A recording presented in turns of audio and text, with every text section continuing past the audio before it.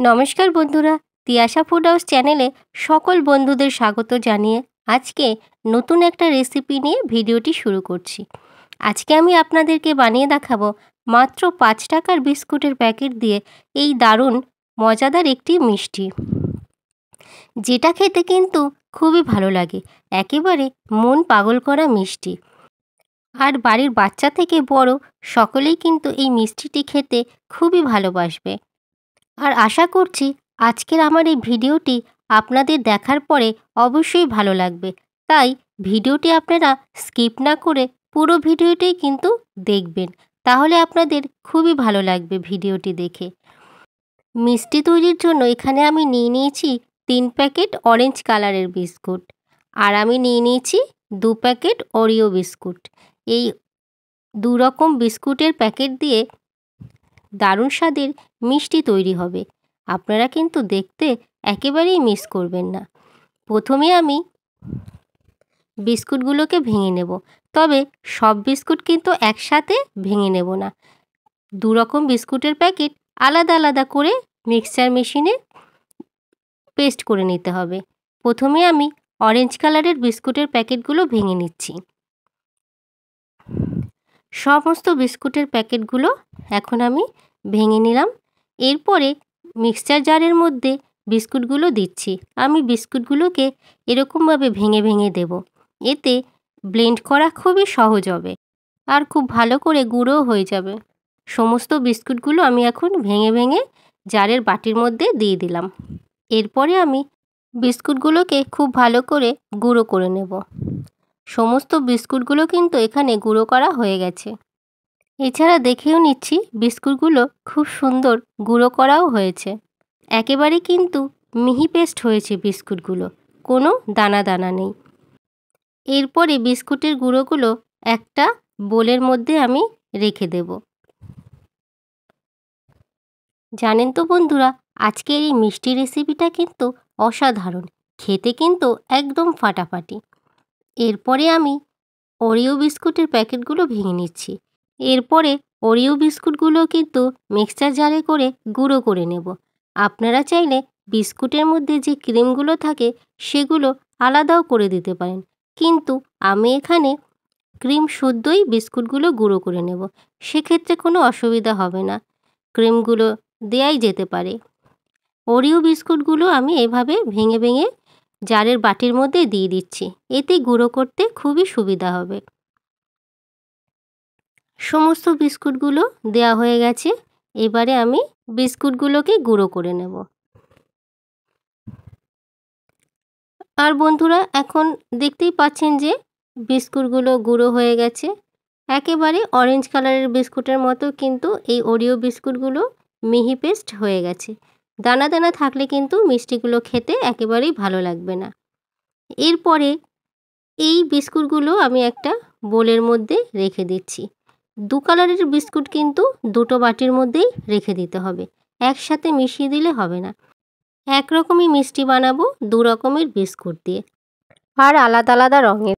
এবারে এই বিস্কুটের মধ্যে আমি কিছু শুকনো গুঁড়ো উপকরণ দেব। সেই উপকরণের মধ্যে হলো চিনি। চিনিটা আমি গুঁড়ো করে নিয়েছি। প্রথমে আমি অরেঞ্জ কালারের বিস্কুটের মধ্যে চিনির গুঁড়ো দিয়ে দিচ্ছি। অরেঞ্জ কালারের বিস্কুটটার মিষ্টিটা একটু কম, তাই চিনির পরিমাণটা একটু বেশি দেব। আর এই ওরিও বিস্কুটটা মিষ্টিটা একটু বেশি, তাই চিনির পরিমাণটা একটু কম দেব। এছাড়া আপনারা যদি বেশি মিষ্টি খেতে পছন্দ করেন তাহলে চিনিটা বেশি দিতে পারেন। এরপরে আমি নিয়ে নিলাম গুঁড়ো দুধ। এবার 2টো বিস্কুটের বাটির মধ্যে সমান পরিমাণে আমি গুঁড়ো দুধ দিয়ে দেব। বিস্কুটের মধ্যে গুঁড়ো দুধ দেওয়ার ফলে কিন্তু মিষ্টির ফ্লেভারটা খুবই সুন্দর হবে আর খেতেও তখন ভালো লাগবে। 2টো বাটির মধ্যে একই সমান করে আমি গুঁড়ো দুধ দিয়ে দিয়েছি। এবারে এই শুকনো উপকরণগুলো দিয়ে বিস্কুটের সাথে খুব ভালো করে মিশিয়ে নেব একটা চামচ দিয়ে। এখন খুব ভালো করে আমি উপকরণগুলোকে বিস্কুটের সাথে মিশিয়ে নিচ্ছি। সব কিছু একসাথে মিশিয়ে নিলে মিষ্টিটা দেখতেও ভালো লাগবে। প্রথমে আমি এই বিস্কুটের গুঁড়োগুলো একসাথে ভালো করে মিশিয়ে নিচ্ছি। খুব ভালো করে মেশানো হয়ে গেছে চিনি আর গুঁড়ো দুধ দিয়ে। এরপরে আমি এই বিস্কুটের সাথেও উপকরণগুলোকে একসাথে ভালো করে মিশিয়ে নিচ্ছি। তাহলে বন্ধুরা আপনারাও কিন্তু ঠিক এই রকমভাবেই বাড়িতে মিষ্টি তৈরি করে নেবেন বিস্কুট দিয়ে। খুব ভালো করে মিশিয়ে নিয়েছি। এরপরে এই বিস্কুটগুলোকে একটা ডো তৈরি করতে হবে মেখে। তার জন্য আমি এখানে নিয়ে নিয়েছি দুধ। দুধটা আগে থেকে ফুটিয়ে ঠান্ডা করে নিয়েছি। নর্মাল টেম্পারেচারে দুধ দিলেই হয়ে যাবে, গরম দেওয়ার কোনো দরকার নেই। এখানে আমি প্রথমে 2 চামচ দুধ দেব। দুধ কিন্তু বেশি দেয়া যাবে না, কারণ ডোটা একটু শক্ত করে মাখতে হবে। রুটি তৈরির যেমন আমরা নরম করে আটা মাখাই, সেরকম একেবারেই নয়, একটু শক্ত করে মাখিয়ে নিতে হবে এই বিস্কুটগুলোকে। তাহলেই কিন্তু মিষ্টিগুলো খুব ভালোভাবে তৈরি হবে। এখন আমি বিস্কুটটা মাখিয়ে নিচ্ছি দুধ দিয়ে। তবে বুঝতে হবে যে আরও যদি দুধ লাগে সেক্ষেত্রে আবার অল্প করে একটু দুধ দিতে হবে। তবে এখানে বোঝা যাচ্ছে যে আর একটু দুধ দিতে হবে। আর এখানে মাখাটা একটু ঝুরো ঝুরো হচ্ছে, তাই আরেকটু আমি দুধ দিয়ে দিলাম। এখন আমি 1 চামচ দুধ দিয়ে দিলাম। এবারে মাখিয়ে নিচ্ছি বিস্কুটটাকে। আর কিন্তু এখানে দুধ দিতে হবে না, এবারে মাখানো হয়ে যাবে। একটা শক্ত মতন আমি বিস্কুটের ডো তৈরি করে নিয়েছি। একেবারে নরম করা যাবে না, তাহলে সন্দেশটা ভালো হবে না। একটু শক্ত শক্তই রেখে দিতে হবে। এরপরে আমি ওরিও বিস্কুটের গুঁড়োগুলো মাখিয়ে নেব দুধ দিয়ে। প্রথমে আমি এর মধ্যে 2 চামচের মতন দুধ দেব। এখানে আমি 2 চামচ দিয়ে দিয়েছি দুধ। এরপরে বিস্কুটের গুঁড়োগুলো দিয়ে একটা ডো তৈরি করে নেব। তবে এখানে বোঝা যাচ্ছে যে আর দুধ লাগবে না। এই 2 চামচ দুধেই কিন্তু খুব ভালো করে বিস্কুটের গুঁড়োগুলো মাখিয়ে নেওয়া যাবে। তাহলে বন্ধুরা এই ওরিও বিস্কুটের গুঁড়োগুলো কিন্তু মাখানো হয়ে গেছে, আর একটা সুন্দর ডো তৈরি হয়ে গেছে। একটু শক্ত শক্ত মতনও রেখে দিয়েছি আমি। তাহলে 2 রকম বিস্কুট এখানে খুব সুন্দর করে মাখিয়ে নিয়েছি। এখন আমি একটা প্লাস্টিক নিয়ে নিয়েছি, আর এই ধরনের প্লাস্টিক সকলের বাড়িতেই থাকে। প্রথমে আমি কি করব, যেই ওরিও বিস্কুটের ডোটা তৈরি করেছি সেটা প্লাস্টিকের ওপর দিয়ে লম্বা মতন একটা আমি শেপ করে নেব। পুরোটা লম্বা করে গোল করব না, একটু চৌকো মতন থাকবে।